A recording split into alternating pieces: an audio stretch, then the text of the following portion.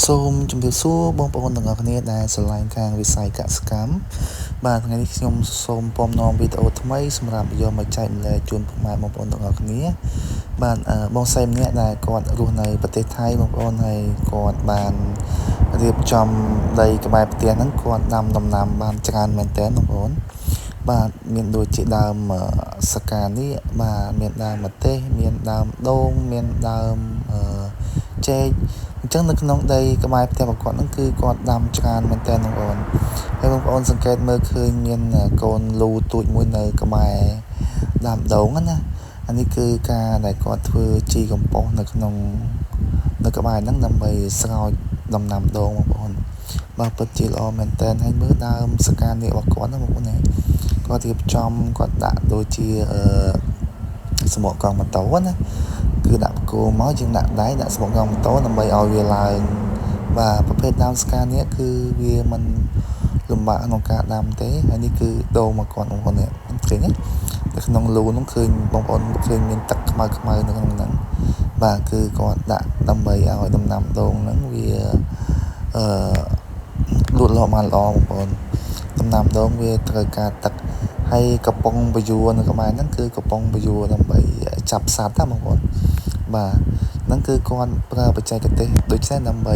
ធ្វើឲ្យដំណាំដូងរបស់គាត់ហ្នឹងវាលូតលាស់បានល្អដំណាំដូងគឺជាដំណាំប្រភេទដែលត្រូវការទឹកមែនតើបងប្អូនបាទហើយនេះគឺកំប៉ុងដែលគាត់ធ្វើហ្នឹងគឺដាក់ទៅលើដំណាំបងប្អូនអ្នកនេះបាទហើយនៅក្បែរហ្នឹងគឺគាត់មានការមានអីបងប្អូនគឺការមកបាទអញ្ចឹងបងប្អូនមានការមានអីចឹងយើងអាចដាក់នៅគល់ដំណាំរបស់យើងដើម្បីធ្វើឲ្យដីធូរបងប្អូនហើយនេះគឺដើមតបែកដែលគាត់ជ្រុំគល់ជ្រុំអីហ្នឹងបងប្អូនបាទអញ្ចឹងយើងដាំដំណាំផ្សេងតោះតែយើងតាំងចិត្តមួយក្នុងការថែទាំបងប្អូនយើងមិនអាចដាំចោលហើយយើងរំពឹងទៅលើផលបានទេបាទយើងដាំចោលគឺយើងកុំដាំអីបងប្អូនគឺមិនបានផលទេដោយសារវាអត់មានអ្នកស្រោចទឹកវាអត់មានអ្នកថែទាំវាធ្វើឲ្យដំណាំរបស់យើងហ្នឹងបើសិនជារស់ក៏វារស់ក្នុងលក្ខខណ្ឌមួយដែលវាមិនល្អដែរបងប្អូនអញ្ចឹងយើងមិនងាយនឹងការប្រមូលផលទេប៉ុន្តែដូចគាត់ជាបងប្អូនគឺគាត់បានជីកកូនបន្លែទូចដើម្បីស្តុកទឹកណាបាទបន្ទាប់មកគាត់បានបូមទឹកចូលហ្នឹងមកដើម្បីរហូតចូលមកបន្ទាប់មកគាត់យកមកស្រោចបាទអានេះគឺគាត់ធ្វើអញ្ចឹងគឺល្អមែនតើបងប្អូនហើយនេះគឺដើមល្ហុងមានដើមម្រះព្រៅបាទច្រើនណាស់បងប្អូនឃើញបាទដើមល្ហុងមកគាត់ដាំតាមជួរដាំក្បែរដើមចេកហ្នឹងនេះឃើញទេកូនលូនៅណាក៏មានកូនលូដែរលូដើម្បីផ្អាប់ឬក៏ស្តុកជីកំប៉ុស្តទឹកបាទហើយនេះគឺហើយគាត់នៅក្នុងបន្លែទូចងាយអញ្ចឹងគាត់នៅឆ្លៀតចិញ្ចឹមត្រីបានទៀតបងប្អូនឃើញទេបាទអញ្ចឹងគាត់ពងឲ្យបាច់ចំណីឲ្យត្រីស៊ីបងប្អូនឃើញបាទគឺពិតជាល្អណាស់បងប្អូនហើយអញ្ចឹងបើសិនជាបងប្អូនទាំងអស់គ្នាមានដីទំនេរក្បែរផ្ទះអីហ្នឹងយើងអាចធ្វើទៅហើយយើងអាចនៅថែទាំវាហើយដាំដំណាំណាដែលងាយបានផលបាទទី1គឺ2-3ខែ6-7ខែបានផលទៅហើយយើងអាចដាំ1ឆ្នាំជាងឬក៏3ឆ្នាំតាមប្រភេទដំណាំដែលវាប្រមូលផលណាបងប្អូន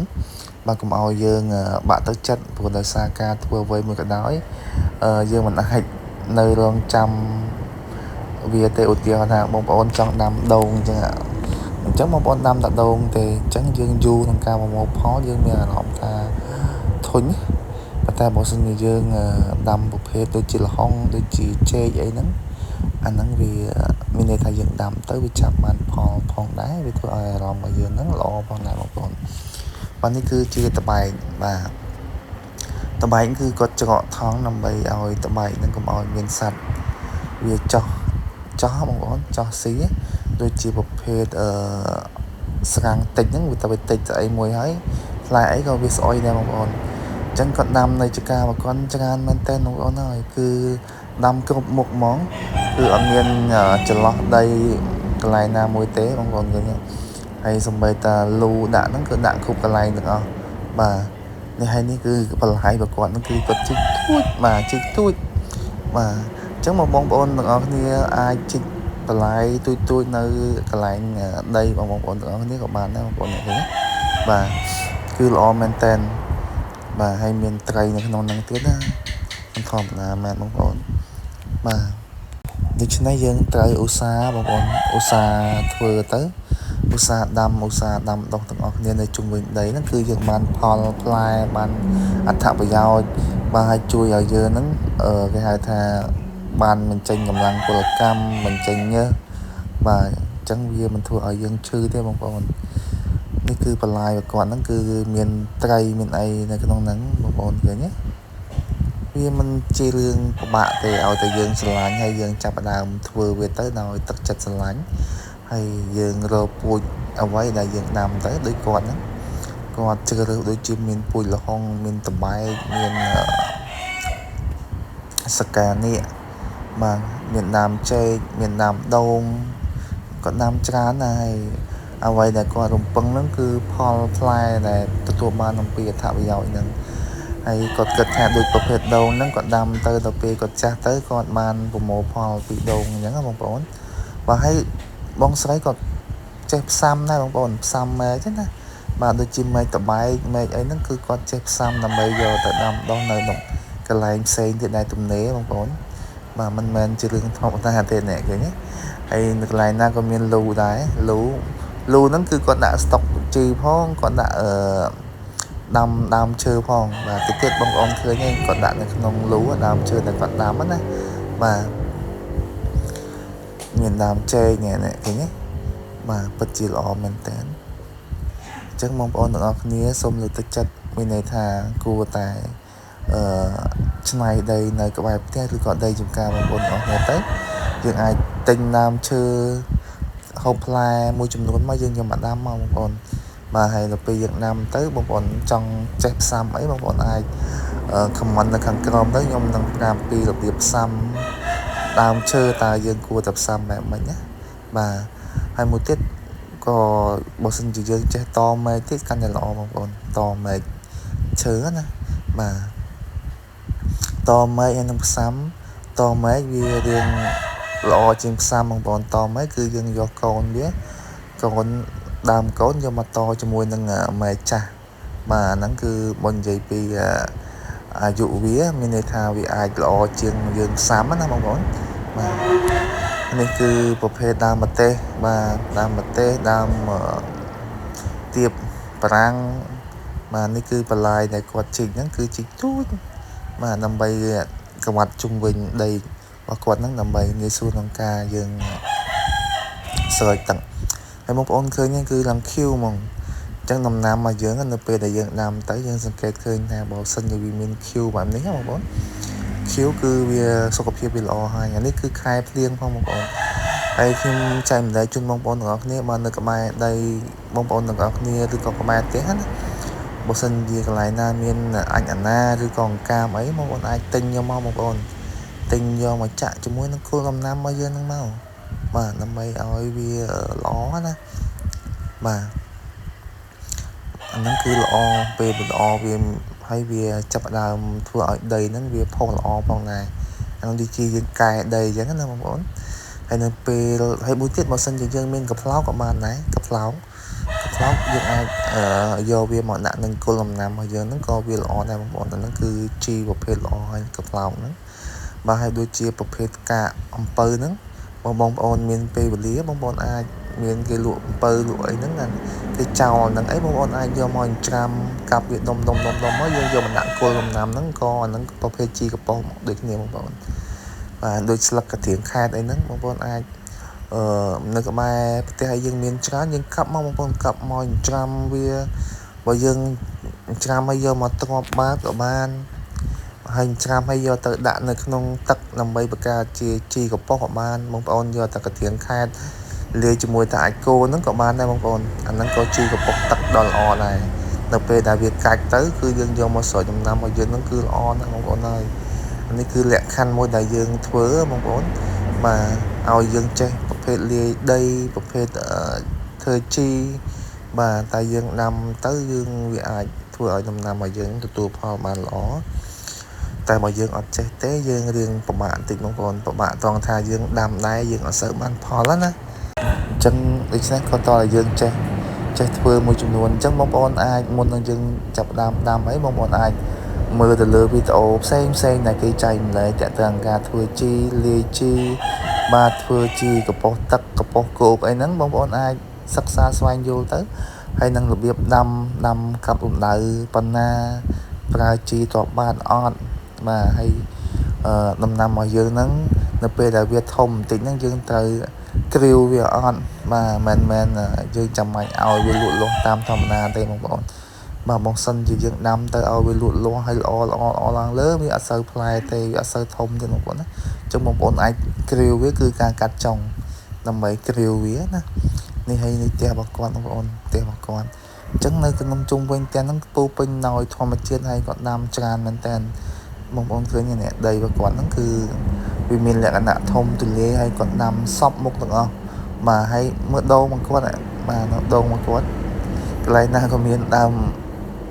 ដងហើយកន្លែងណាក៏មានដាក់លូដាក់អីដែរបងប្អូនឃើញនេះ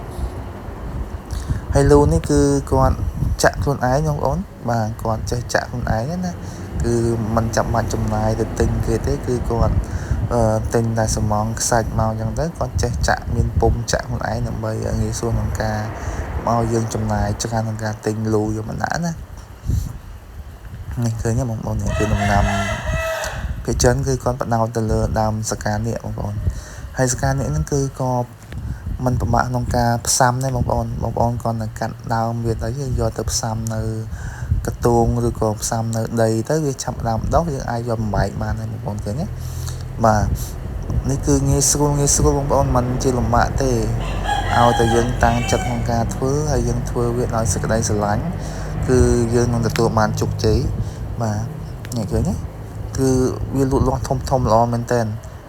អាហ្នឹងយើងនៅពេលយើងដាំដាក់លូអញ្ចឹងយើងងាយស្រួលក្នុងការយើងដាក់ជីបំពន់វាហ្នឹងបងប្អូនហើយមួយទៀតក៏វាមិនចាំបាច់ឲ្យយើងសម្អាតស្មៅច្រើនដែរបងប្អូនឃើញនេះឃើញទេបាទហើយសិតតលូទាំងអស់យើងដាំប្រភេទហ្នឹងគឺល្អបងប្អូនគឺយើងងាយស្រួលចាក់ស្លឹកឈើអីងាប់ដែរចូលនៅក្នុងហ្នឹងដែរបាទហើយកែដីនៅក្នុងប្រព័ន្ធនៅក្នុងលូហ្នឹង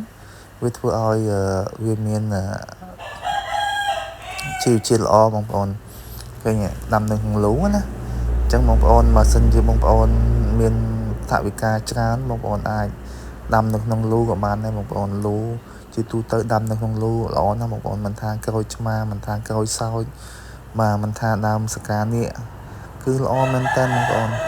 បាទពួកយើងអាចគ្រប់គ្រងទៅលើជីប្រព័ន្ធទឹកប្រព័ន្ធអីបានល្អអញ្ចឹងណាបងប្អូនបាទអញ្ចឹងគឺគាត់ធ្វើបទបង្ហាញឲ្យបងប្អូនបានមើលទាំងអស់គ្នាហើយនេះគឺជាប្រភេទដំណាំបន្លែរបស់គាត់ដែលគាត់ដាំណាបងប្អូននៅខាងឆ្វេងនេះបាទហើយខាងស្ដាំហ្នឹងគឺតបៃទៀតហើយបងប្អូន